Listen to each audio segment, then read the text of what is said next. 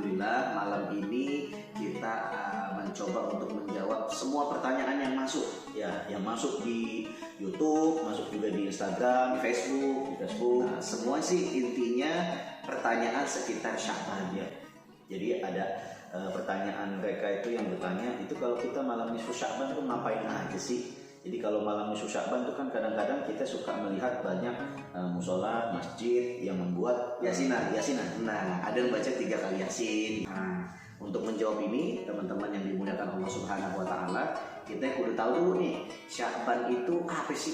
Kenapa dimuliakan?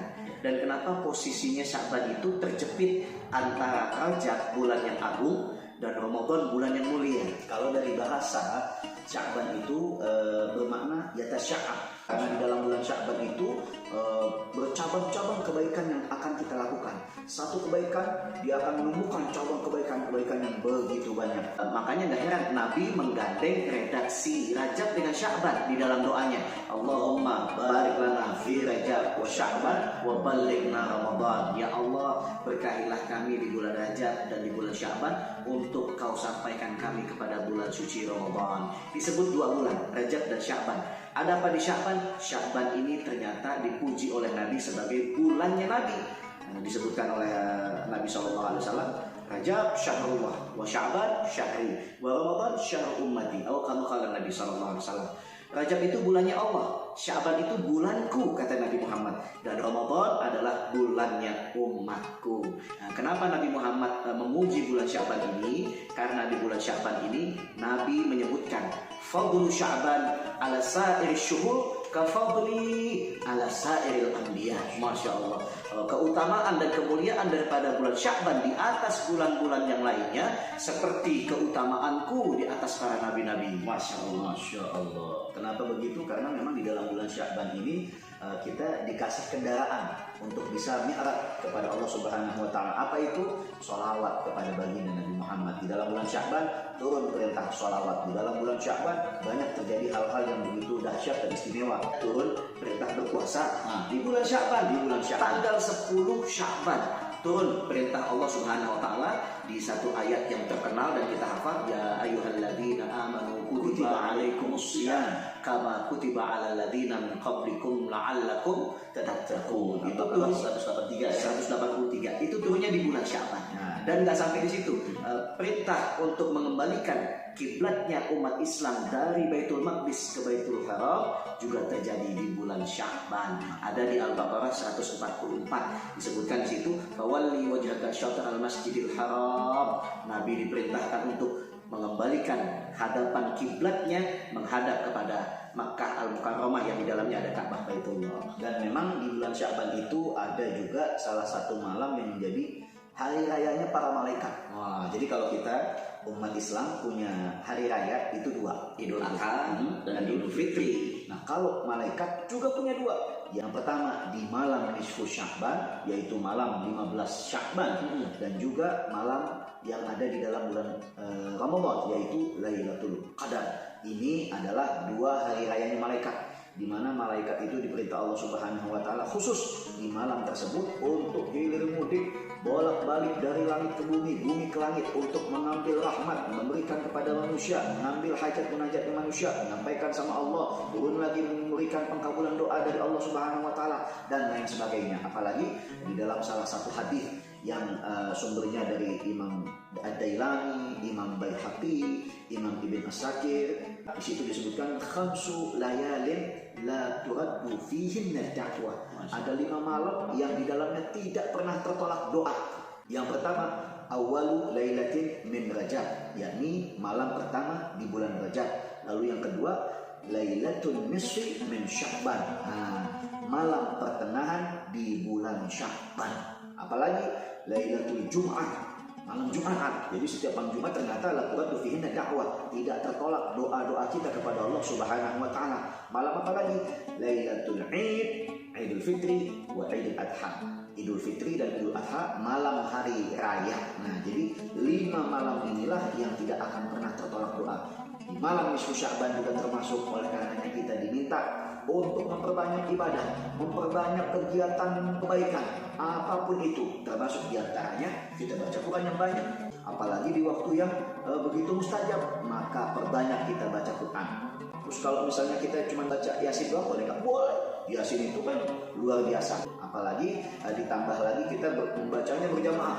Ibarat satu batu kita sambit ke satu tiang, kemungkinan kenanya kecil. Tapi kalau kita sambit dengan banyak batu, kita berjamaah rame-rame minta sama Allah, royokan, insya Allah pasti terkabul. Nah, ternyata Nabi SAW, kenapa beliau menggandeng Rajab dan Sya'ban?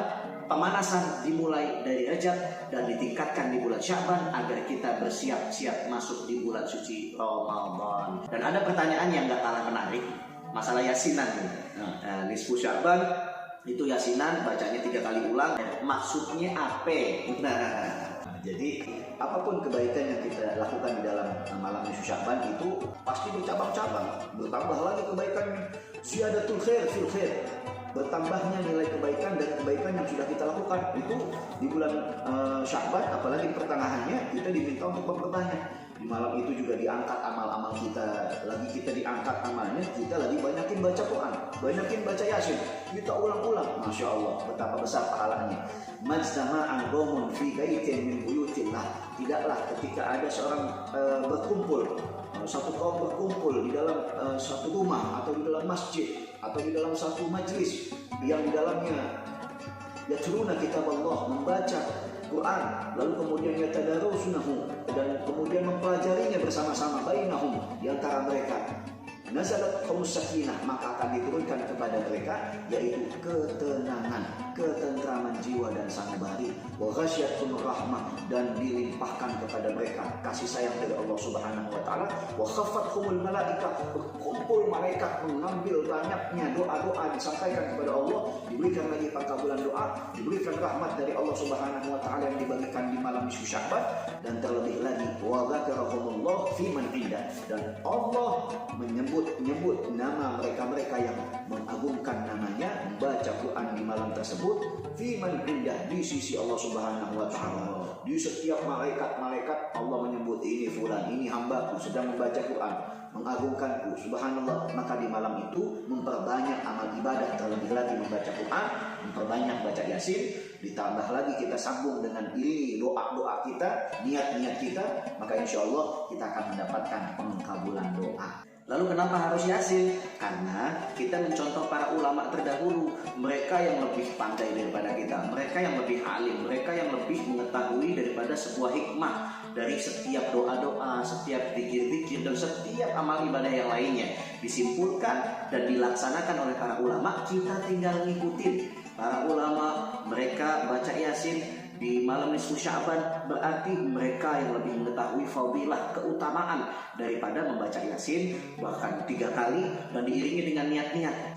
Kan yang pertama tuh kalau baca Yasin yang pertama tuh niatnya minta panjang umur. Kan kita semua pengen dipanjangin umur dalam berkah dan taat ibadah.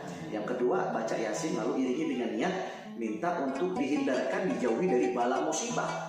Nah, kita lagi masa pandemi nih, kita minta sama Allah sebaik-baiknya pelindung. Masa kita nggak boleh minta sama Allah kita sendiri, kan begitu? Yang ketiga kita baca Yasin dan kita niatkan untuk bisa meninggal dunia dalam keadaan husnul khatimah, amin ya rabbal alamin. Dan kalau ada yang nanya, itu kan di zaman Nabi nggak dilakukan, itu bid'ah, itu sesuatu yang diada-adakan. Jadi memang pada zaman Nabi itu memang tidak mengadakan acara berjamaah di malam nisfu Sya'ban. Tapi ketika Nabi ditanya, Nabi bilang, aku lebih menyukai ketika amalku diangkat itu dalam keadaan aku berpuasa, dalam keadaan aku memperbanyak ibadah. Nah, inilah menjadi sandaran dari para ulama. Nah, yang pertama mempelopori acara berjamaah di malam nisfu Sya'ban yaitu ulama tabi'in. Ulama tabi'in itu kan mereka-mereka yang belajar kepada para sahabat Nabi. Wah, Masya Allah, mereka belajarnya langsung sama sahabat. Tapi mereka juga melakukan, yaitu mengadakan acara berjamaah di malam nisfu Sya'ban. Mereka berzikir berjamaah, lalu mereka berdoa bersama. Siapa beliau? Yaitu Sayyidina Khalid bin Ma'dan. Nah, sama kayak takbiran. Takbiran zaman dulu tuh nggak ada. Ketika zaman Nabi nggak ada takbiran di masjid-masjid. Apa tuh nggak ada. Dimulainya kapan? Dimulainya pada saat zaman tabi'in, yaitu Sayyidina Abdurrahman ibnul Aswad. Beliaulah yang mengumpulkan seluruh umat untuk sama-sama mengumandangkan takbir berjamaah. Dan kebiasaan-kebiasaan ini, kebiasaan takbiran, kebiasaan mengisi nisfu Sya'ban dengan berjamaah, akhirnya dilakukan oleh seluruh kaum muslimin yang banyak dilakukan di daerah Jazirah Arab, khususnya di Mekah, di Syam, dan juga di Basrah, Irak. Mereka melakukan hal ini sampai dengan saat sekarang, sampai kepada kita negeri Indonesia. Alhamdulillah, alhamdulillah. Kita tinggal terusin apa-apa yang dilakukan oleh para salafun salihin kita. Jadi insya Allah apa yang dilakukan oleh orang tua kita, keluarga kita, kakek nenek kita itu nggak ada yang salah. Semuanya dituntun oleh para ulama hanya untuk mendekatkan diri kita kepada Allah Subhanahu Wa Taala, dan juga kita mengikuti sunnah-sunnah baginda Nabi Muhammad SAW. Mudah-mudahan jawaban singkat ini bermanfaat buat kita yang kepengen tahu masalah Sya'ban, khususnya masalah nisfu Sya'ban. Terima kasih atas segala perhatian, mohon maaf atas segala kekurangan, dan juga terima kasih kepada yang sudah bertanya tentang nisfu Sya'ban. Ditunggu buat teman-teman yang lain yang juga kepengen bertanya, boleh lewat medsos kita di Instagram, di Facebook, maupun di YouTube. Insya Allah kita akan bahas lagi di waktu-waktu yang akan datang. Wassalamualaikum warahmatullahi wabarakatuh.